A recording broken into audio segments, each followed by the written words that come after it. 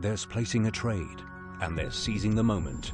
Get fast execution on every device, plus a range of stops and limits, customized layouts, and automated deal-through charting. And experience the difference with IG.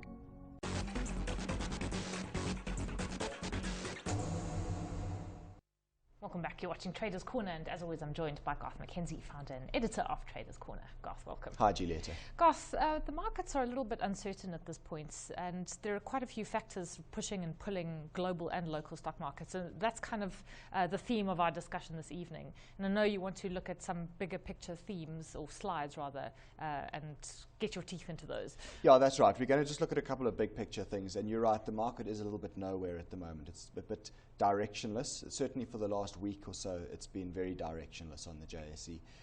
We are at relatively oversold levels in terms of the bigger picture of the top 40, if you look at the graph that's on the screen at the moment. But I think we're going to remain in this sort of no man's land, drifting around, directionless type of environment for a little bit now, because we've got US Thanksgiving holiday on Thursday this week, and the market's probably going to be a little bit quiet leading into that, and then if that almost becomes like a long weekend in the US, and if you think about it. And then we've also got the US Federal Open Market Committee meeting, which is going to only be in December. That's the 16th of December, where it's now widely expected that there's going to be an interest rate hike. But that's still a while off. That's a good 3 weeks away. And I think that you might find that the market's going to just remain a little bit range-bound and choppy, and again, a bit directionless until then. Well, you have got a couple of options, against the market either way. And I know that you just want to flesh those out, because what potentially could happen to the portfolio given swings in the market. Yes, that's right. So this graph that's on the screen right now is the top 40 index over the last year and a half, really. And what's evident here is that we do have this possible double top at 49,150. Now, last week on the show, I spoke about our put spread option structure, which we've done for the portfolio for the December futures closeout. That closeout is on the 17th of December this year. So again, around about 3.5 weeks away. And effectively that option structure gave us downside protection below 46,000 on the top 40 index, and it would give us protection all the way down to about 38,000. Now, what I did for last week's show, regular viewers might recall, is I decided to use that option structure as a form of insurance so that I could go long against it. Not 100% long against it. I went about 60% long against the option structure. So it made the payoff look like what we've got on the screen over there at the moment. So you can see that from 46,000 downwards, that option structure starts to make us some money. It makes money up to 43,000, and then those profits begin to get eroded. And only below 41,000 would it actually start to lose money then. And then above 46,000, we're effectively long. And we long R6 per point on the IG market's top 40 CFD. Well, Garth, you talk about only hedging sort of 60% of your exposure to the upside. Why not hedge, say, 100%? The reason for not hedging 100% of it is because I want to have that V-shaped payoff. And if you have a look from 46,000, you'll notice if the market goes down, we'll make money. Yeah. If the market goes up, we'll make money. And that's the beauty of these structures, is that you can use them as an insurance like that. So our option structure that we have works on the top 40 future, and it's calculated as R10 per point on the index. Now, what I did last week was I went long of R6 per point on the IG market's top 40 CFD. So effectively what that does is it means that I'm long R6 per point if the market goes up, and I'm therefore short R4 per point if the market goes down. Yeah. So it's quite a nice position to be in, because we've got the ability to play it both ways. And I certainly think that now, in an environment, like I said, where we're expecting it to be a little bit choppy and not really that clear on where the market's going from here, that's actually quite a nice place to be. Right now, we're trading at about 47,000 over here, so we're slightly in the money on the upside of that options payoff. I suppose worst case scenario for us will be if the market expires and closeout is done at 46,000, because then we'll make nothing. But anything above 46,000 or below 46,000, we're likely to make some money. I mean, it would be unlikely if the market just ran out of puff entirely and closed at 46,000 on the 17th of December. But because in previous years, we've always had quite vigorous action going into the end of the year. Yes. Although I guess, as you say, I mean, this year is different. And there's also some global geopolitical issues taking place which could also affect markets. That's right. There's plenty of things out there that could cause the markets to move in one direction or the other. And so I think you're right. The likelihood that it expires exactly at 46,000 for us, I think, is quite slim. I think we'd have to be very unlucky for that to happen. Historically, December and running into the end of the year has generally been a fairly strong time, and particularly if you've had a pullback in November like we've had now. So if that is to be the case, then I think I'm probably right to be slightly more stacked in favor of the market going higher in terms of how I've positioned this structure now. Okay, so what does the US market look like? And I know you've got a chart of the S&P 500 there. Yeah, so here's the S&P 500 now, and you can see that for the first part of 2015, it really was very much sideways and range bound and not very interesting. And then we had this massive big sell-off in August and September of this year, and the market's rebounded quite aggressively since then. I think the extent and the speed of this rebound has caught many of us by surprise. In terms of the important levels to look for, at the upper end, we've got the prior all-time highs, which is at 2130 on the S&P 500, and then near-term resistance is at 2020. And the market did pull back down to that level recently, and it seems to have bounced off that support. So for the moment, I think those are the really important range boundaries that we're looking at, and I'd expect the S&P 500 to continue to trace up and down within that range for the time being, certainly until such time as we've got this US rate hike out of the way, and then we'll see from there. I have to say it's an interesting chart, because if you had just bought a tracker fund of the S&P 500, you'd be nowhere this year. It's flat. Correct. So, I mean, if you'd managed to trade and you'd traded in the right way, which of course, that's the caveat, you might have done quite well. But taking it from, I suppose 1st of January to now, it's really, down slightly. Correct. Well, it's more or less flat. I mean, where my mouse cursor is there, that's the beginning of January 2015, and you draw it across to where we are now, it's pretty much at exactly the same level. But yes, there's been a fair amount of volatility in between, and certainly during that August and September period, there's been a lot of volatility. But yes, you're right. If you bought a tracker fund and you were just waiting, well, you've gone nowhere in dollar terms on the S&P 500. Yeah, so there is a case to be made for active trading on the stock market. Okay, so that's the S&P 500 if we're talking bigger picture. Now, this is a very key chart that you want to pull up, and that's the US dollar index. Yeah. Perhaps explain what it's all about. Yeah, so this is probably the most important chart in the world right now, because it has a bearing on everything as things stand. The US dollar index is effectively it's an index of the US dollar against a basket of other currencies, predominantly the main currencies that the US trades with. So there's the euro in there, there's the Japanese yen, there's a Swedish krona has a small weighting in there, and a few others as well. So the US dollar index is very, very widely followed.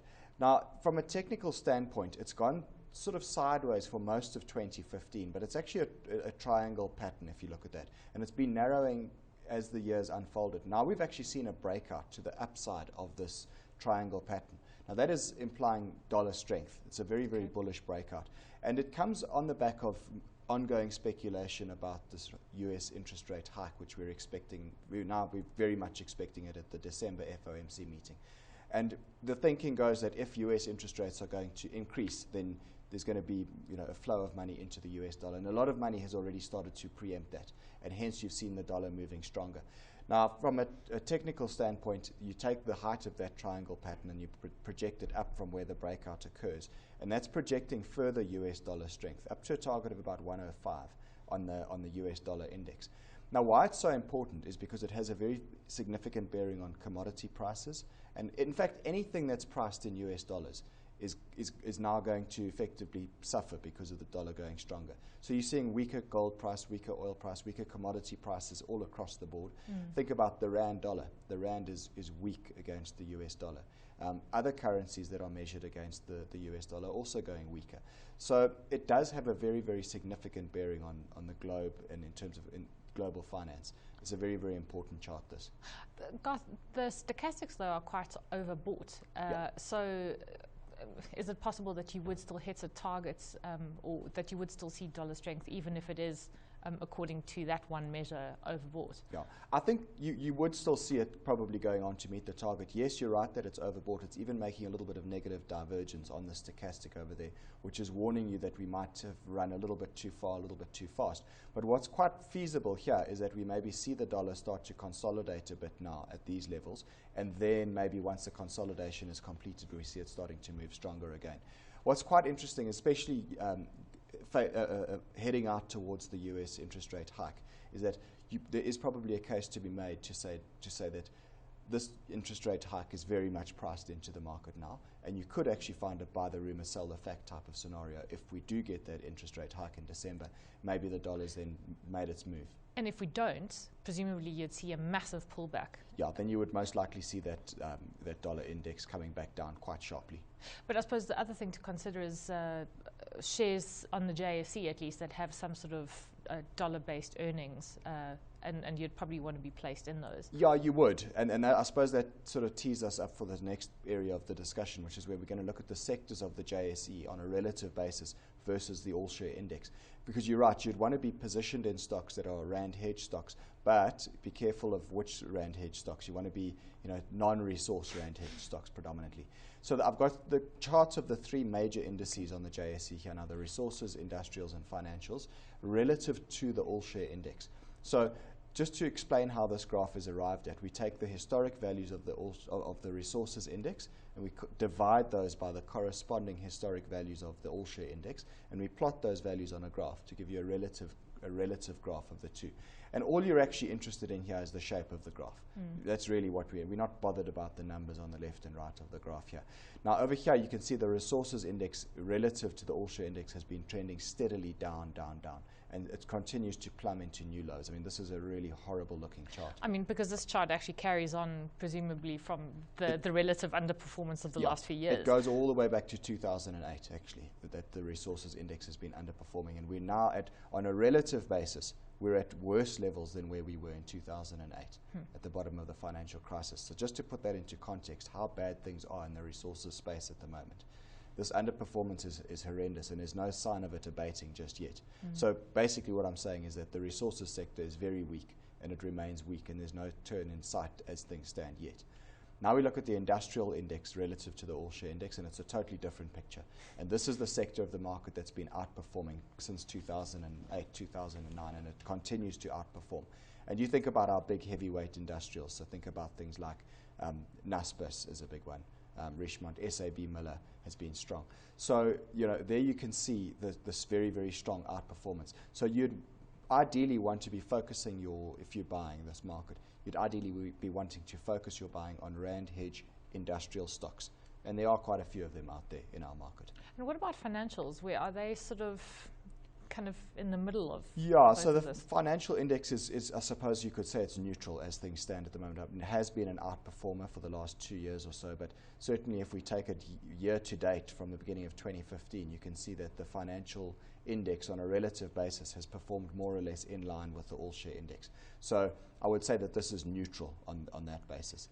What does that mean for a trader? Would you look, does it mean that there's no certainty in which direction these stocks are trending, or what it means is just that the financial stocks on a relative basis have performed in line with the all-share index. So the next step in this exercise in terms of stock selection would be to actually take the stocks within the financial sector and then look at how they are stacking up against the financial sector.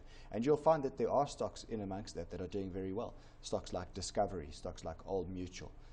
Are some that spring to mind. Investec even has done quite well.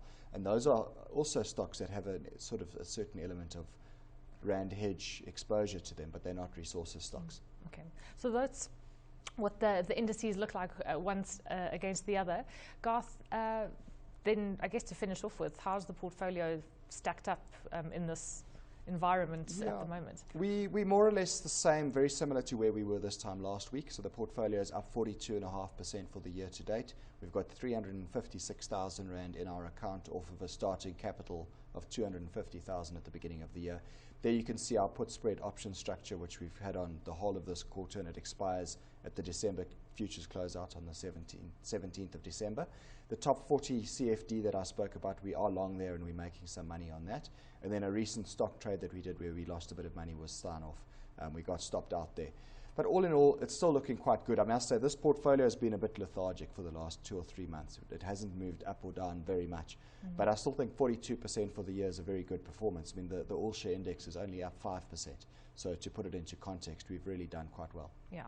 Well, hopefully you don't hit hit yourself out of the arena in the next couple of weeks, guys, because we'll be wrapping up soon. But let's leave it there tonight, and we'll be back next week, Tuesday. Thanks as always. Garth McKenzie is founder and editor of Traders Corner.